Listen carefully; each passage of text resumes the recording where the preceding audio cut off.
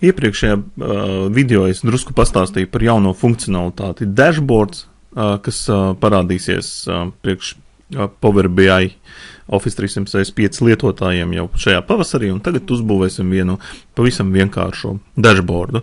Lai uzbūvētu šo te dashboardu, es izmantošu Excel failu, kur man ir informācija par pašvaldībām, iedzīvotāju, dažādi rādītāji un tiešās investīcijas. Un es paņemšu vienkārši šo te failiņu, izveidošu jaunu dashboardu, izveidoju jaunu dashboardu, un šajā dashboardā pievienošu datasetu. Es varu pievienot daudz visādus datasetu, šos te datus no dažādiem avotiem, bet šajā gadījumā es pievienošu vienkārši Excel failiņu ar Power Pivot struktūru apakšā. Man augšu pielādēja šis te fails, un tas, ko es varu darīt, uzreiz veidot dashboardu. Nu, un pirmais, ko es izdarīšu, piemēram, es gribu total iedzīvotāju skaits.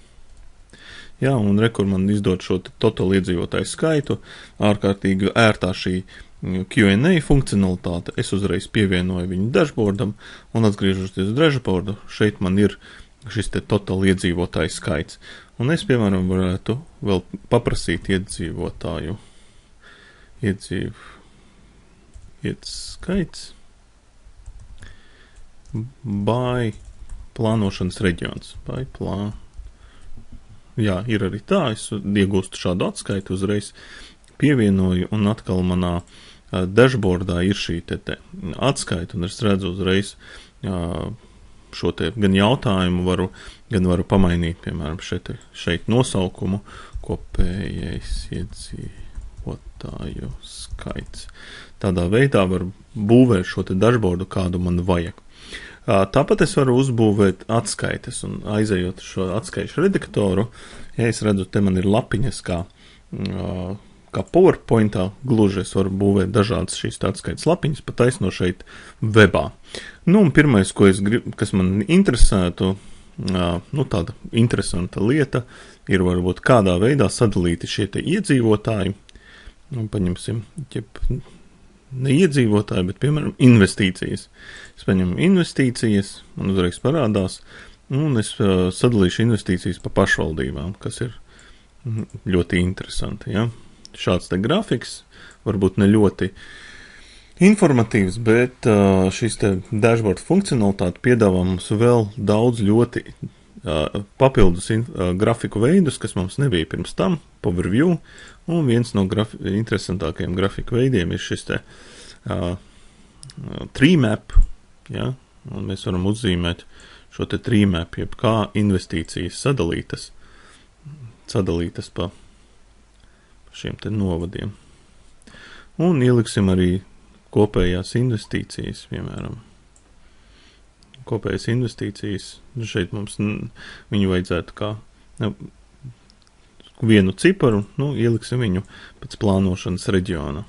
Atkal varam redzēt, kā sadalās šīs te investīcijas.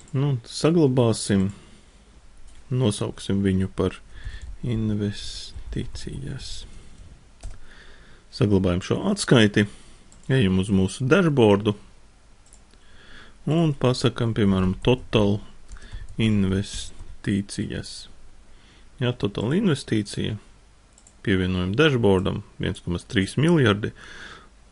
Šeit mums ir šis te skaitlis, un mēs varam redzēt, ka šeit mums ir šī te atskaita par investīcijām.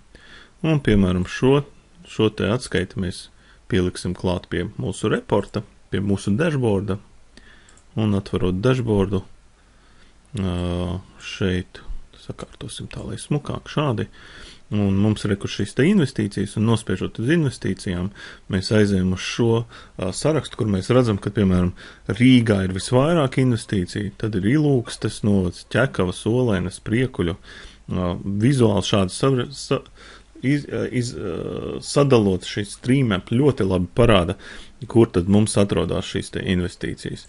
Mēs redzam, cik viegli ir būvēt šos te dashboardus, un vienkārši gan veicot vaicājumus, piemēram, tas pats total investīcija Rīga. By in Riga. Rīgas reģions. Rīga, mēs redzam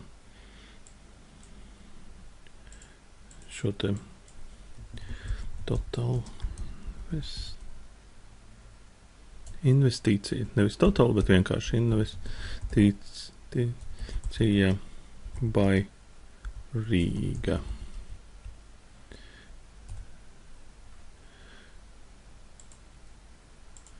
Jā, un atkal pievienojam klāt.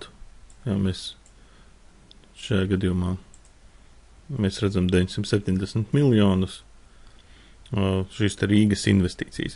Jā, nu ļoti ātri var būvēt šos te dashboardus, tas, ko vēl var darīt ar šiem te dashboardiem, mēs viņam share, un, protams, mēs arī varam šiem te dashboardiem veikt datu ielādi, un, piemēram, man ir šeit 3 dashboardi, kurus es varu lietot, un ļoti laba funkcionalitāte būs pieejama, kā jau es teicu, pavasarī. Es domāju, ka visi Power BI lietotāji šo te ļoti gaida.